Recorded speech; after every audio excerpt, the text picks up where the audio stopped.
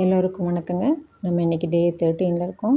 Simple present டென்ஸில் V1 வெர்பை use பண்ணி எப்படி நம்ம பேசலாம்னு சொல்லிட்டு பார்க்கலான்னு சொல்லிட்டு நேற்றே சொல்லியிருந்தோம். ரூல்ஸ் நம்ம ஆல்ரெடி சொல்லியிருக்கோம். அதாவது third person singular he she இட்டுக்கு மட்டும்தான் V1 வெர்ப் கூட எஸ் வரும். மற்றதுக்கெல்லாம் வெறும் V1 வெர்பு மட்டும்தான் வரும் அப்படின்னு சொல்லிட்டு நம்ம ரூல்ஸ் ஆல்ரெடி படிச்சிருக்கோம்.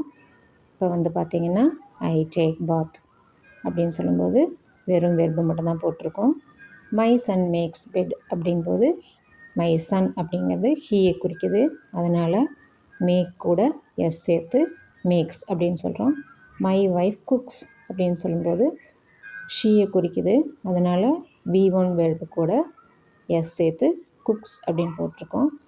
we eat breakfast அப்படிங்கும்போது நாங்கள் அது பன்மையில் வர்றதுனால ஈட் கூட நம்ம எதுவுமே சேர்க்கலை.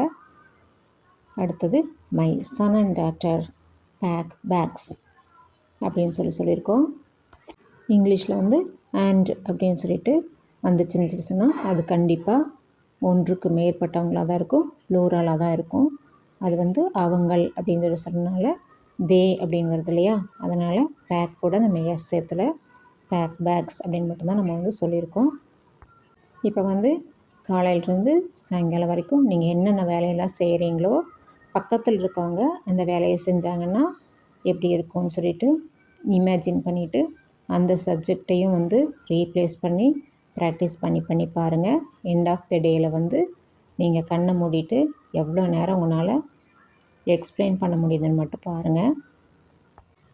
இந்த சிம்பிள் ப்ரெசன்ட் டென்ஸ் நம்ம நார்மலாக வழக்கத்தில் அதிகமாக யூஸ் பண்ணுறதில்ல. ஆனால் சிம்பிள் ப்ரெசன்ட் டென்ஸ் எப்படின்னு நீங்கள் தெரிஞ்சுக்கிட்டால் மட்டும்தான் அடுத்த வெர்பெல்லாம் நீங்கள் க்ளீனாக தெரிஞ்சுக்க முடியும்.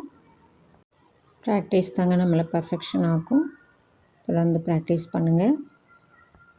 இது ப்ராக்டிஸ் பண்ணும்போது உங்களுக்கு சிம்பிள் ப்ரெசன்ட் டென்ஸ் ஈஸியாக தெரிஞ்சிருக்கும்.